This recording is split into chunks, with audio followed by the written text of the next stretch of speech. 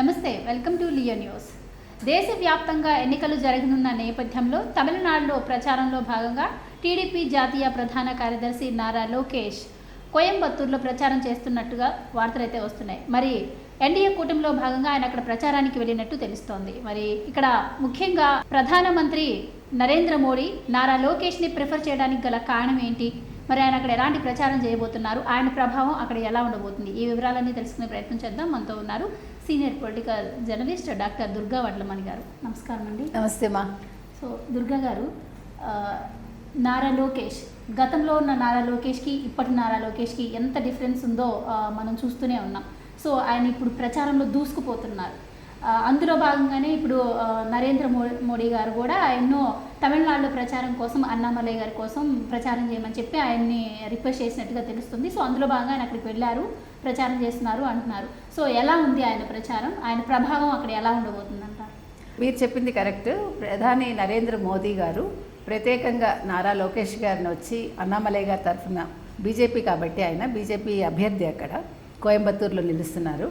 అందుకని వారి తరఫున పోటీ చేస్తున్న బీజేపీ తరఫున పోటీ చేస్తున్నారు కాబట్టి వారి తరఫున మాట్లాడమని ప్రచారం చేయమని కోరారు. ఎందుకు కోరారంటే మీకు కోయంబత్తూరులో తెలుగు వాళ్ళ శాతం చాలా ఎక్కువ. ఇంచుమించు మీకు ఒక 16 లక్షల పైన 20 లక్షల దాకా తెలుగు వాళ్ళు ఉంటారు, ఇంకా ఎక్కువ కూడా ఉండొచ్చు.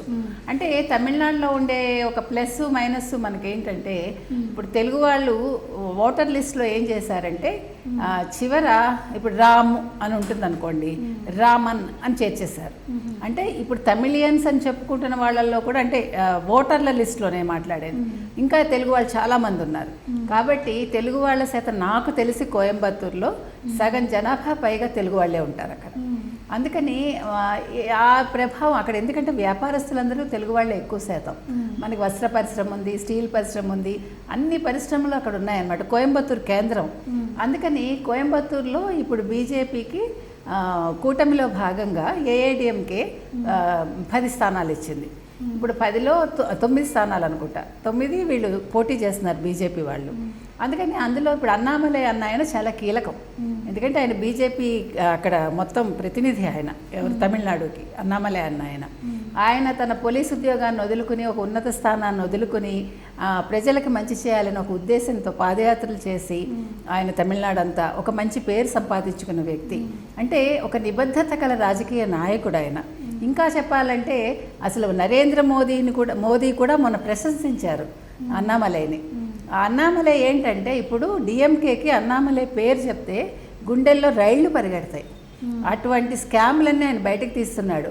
ఆయన ఇవాళ రేపు మాట్లాడతాడంటే ఆ డిఎంకే ఇవాళ భయపడిపోతుంది. ఆ స్టేజ్లో ఉంది ఇప్పుడు అక్కడ సిచ్యువేషన్. అందులో అసలు ద్రవిడవాదం ఉండే చోట డిఎంకే లాంటి పార్టీ, అక్కడ అంత వేళ్ళు పాతుకుపోయిన పార్టీని ఈరోజు ఆయన పరుగులు పెట్టిస్తున్నాడు, గుండెల్లో రైలు పరిగెట్టిస్తున్నాడు, భయపెడుతున్నాడు ఆయన. ఎందుకంటే ఆయన నిజాయితీ అలాంటిది.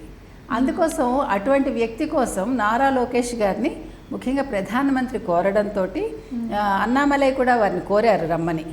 ఇప్పుడు నారా లోకేష్ ఎందుకు వెళ్ళారంటే, ఒకటి ప్రధానమంత్రి కూటమిలో భాగంగా బీజేపీ తరఫున ప్రధానమంత్రి గారు అడగడం ఒక ఎత్తు అయితే, రెండోది మన చంద్రబాబు నాయుడు గారిని వైసీపీ ప్రభుత్వం అక్రమంగా అన్యాయంగా అరెస్ట్ చేసి జైల్లో పెట్టినప్పుడు రాజమండ్రిలో అన్నామలై గారు శ్రద్ధ తీసుకుని ఫోన్ చేసి ప్రత్యేకంగా ఆ వివరాలన్నీ కనుక్కుని ఆయన సానుభూతి చూపించారు. సో అది కూడా ఒక నేపథ్యం ఉంది ఇక్కడ. ఇంకొక విషయం ఏంటంటే ఇప్పుడు కోయంబత్తూరు అనేది అన్ని రకాలుగా కూడా వాణిజ్యపరంగా, సాంస్కృతిక పరంగా అన్ని రకాలుగా కూడా అది చాలా మంచి ప్లేస్. అంటే మద్రాస్ తర్వాత సెకండ్ బిగ్గెస్ట్ జిల్లా అది. అందుకోసం అని కూడా అక్కడ ప్రత్యేకత ఉంది. అన్ని రకాలుగా అది పెద్ద జిల్లా కాబట్టి ఒక ప్రత్యేకత ఉంది. ఇంకొకటి ఏంటంటే తెలుగు వాళ్ళని నిన్నను ఆయన మన లోకేష్ గారు వెళ్ళి మాట్లాడుతున్నప్పుడు ఆయన ఏం చెప్పారంటే, నాకు తమిళియన్స్ అంటే చాలా ప్రత్యేకంగా ఇష్టం, ఎందుకంటే వాళ్ళల్లో ఉండే పట్టుదల కానీ సంస్కృతి పట్ల వాళ్ళకు ఉండే గౌరవం, ఆ మర్యాద, నేను దాన్ని ఇష్టపడతాను, అందుకు నేను తమిళ వాళ్ళకి సెల్యూట్ చేస్తున్నాను అన్నాడు ఆయన. ఇది మనం ఇంతకుముందు కూడా ప్రస్తావించుకున్నాం. తమిళనాడులో ఉండే ప్రత్యేకత ఏంటంటే వాళ్ళ భాష అంటే వాళ్ళకి చాలా ఇష్టం, వాళ్ళ సంస్కృతి సంప్రదాయాలు వాళ్ళు గౌరవిస్తారు. వాళ్ళు ఎక్కడికి వెళ్ళినా వాళ్ళు తమిళంలో మాట్లాడటానికి ఇష్టపడతారు. ఎంత పెద్ద ఆఫీసర్ అయినా కూడా మీరు నమ్మరు, ఇప్పుడు 2 తమిళ వాళ్ళు కలిస్తే నల్ల ఇరికింగ్లా అంటారు తప్ప హౌ అని వాళ్ళు మాట్లాడరు. ఇంకొకటి, దేవుణ్ణి చూస్తే ఒక ఐఏఎస్ ఆఫీసర్ అయినా రోడ్డు మీద ఇట్లా సాష్టాంగ దండ ప్రమాణం చేస్తాడు. అంత వాళ్ళ కల్చర్ అన్న భక్తి వాళ్ళకి, అలాగని చదువు ఉంది వాళ్ళకి, భాషల మీద పట్టు ఉంటుంది. ఎంత ఇంగ్లీష్ వచ్చినా కూడా వాళ్ళు తమిళ్ మాట్లాడతారు. మన తెలుగు కూడా, ఎందుకంటే తెలుగు వాళ్ళు తమిళ్ వాళ్ళు ఫస్ట్ నుంచి అన్యోన్యత చాలా ఎక్కువ. ఎందుకంటే మన తెలుగు వాళ్ళంతా కూడా తమిళనాడులో ఒక భాగం వాళ్ళు, అన్ని రకాలుగా, అంటే వ్యాపారాల పరంగా కావచ్చు, సినిమా పరంగా కావచ్చు. సినిమా మొన్నటి వరకు అక్కడే ఉంది, తర్వాత కాలంలో ఇక్కడికి వచ్చింది. కాబట్టి ఆ డిఫరెన్స్ లేదు వాళ్ళకి. ఇప్పుడు మీరు నమ్మరు, సావిత్రి కానీ, కన్నాంబ గారు కానీ, లేకపోతే ఎస్వి రంగారావు గారు కానీ, వాళ్ళు తెలుగు వాళ్ళు అంటే వాళ్ళు ఒప్పుకోరు. ఇల్లే నంబ తమిళ్ అంటారు. అంటే మా తమిళ్ వాళ్ళు, మీ తెలుగు వాళ్ళు కాదు అని. అంటే వాళ్ళకి అంత ఇష్టం. మన ఎస్పీబీ గారు అంటే అంత ఇష్టం వాళ్ళకి. అసలు వాళ్ళు ఏడ్చారు, అందరూ రోడ్డు మీద పడి వచ్చి ఏడ్చారు వాళ్ళందరూ. అంటే వాళ్ళలో ఉండే గొప్పతనం ఏంటంటే వాళ్ళ భాషని ప్రేమిస్తునే వాళ్ళు మిగతా భాషల్లో ఉండే గొప్పతనాన్ని, వ్యక్తుల గొప్పతనాన్ని కానీ, సంగీతాన్ని, ముఖ్యంగా మన సంగీతం నిలబడింది, త్యాగరాజ సంగీతం నిలబడింది, మన కర్ణాటక సంగీతం కీర్తనలు నిలబడ్డాయంటే దాని కారకులు తమిళియన్సే. అంటే ఇన్ని ప్రత్యేకతలు ఉన్నాయి వాళ్ళల్లో. వాళ్ళు ప్రతి దాంట్లోనూ ఒక ప్రత్యేకత ఉంటుందమ్మా. అది వాళ్ళు భాషాపరంగానే కాదు, ఈవెన్ మీరు ఏది తీసుకున్నా కూడా వాళ్ళు ఏదో ఒక ప్రత్యేకత వాళ్ళలో కనిపిస్తుంది. ఈ అన్ని లక్షణాల వల్ల నిన్న లోకేష్ గారు ప్రత్యేకంగా వెళ్ళి మాట్లాడడానికి కారణమైంది. ఇంకొకటి ఆయన ఏం చెప్పారంటే, ఈయన ఒక పెద్ద ఉద్యోగాన్ని వదులుకుని నిజాయితీ గల ఆఫీసరు, ఇతను మీకోసం మంచి చేస్తాడు, ఇటువంటి వ్యక్తిని మీరు గెలిపించండి అని లోకేష్ గారు మాట్లాడటం జరిగింది. సో అక్కడ ఆయనకి బాగా ఆయన చెప్పే మాటలు ఏవైతే ఉన్నాయో వాటికి బాగా రెస్పాన్స్ వస్తున్నట్టయితే మనం చూస్తూనే ఉన్నాం. సో ఈ నేపథ్యంలో ఆయన మిగతా, అంటే ఈ ఆంధ్రప్రదేశ్ కొంచెం దగ్గరగా ఉండి తెలుగు వాళ్ళు ఉండే ప్లేసెస్లో ఆయన మళ్ళీ మిగతా రాష్ట్రాల్లో కూడా ఆయన ప్రచారం చేసే అవకాశం ఉంటుందంట. తప్పకుండా. ఇప్పుడు అదే విధంగా ఇప్పుడు మన అన్నామలయ్య గారు, లోకేష్ గారు మాట్లాడుతుంటే అలా చూస్తూ ఉన్నారు మీరు చూస్తే కనుక. ఇది అంటే ఆయనకి భాష అంత బాగా రాదు కాబట్టి ఆయన మాట్లాడుతుంటే ఎంజాయ్డ్ యాక్చువల్లీ. అక్కడ ప్రజలు కూడా చాలా చీర్ఫుల్గా తీసుకున్నారు.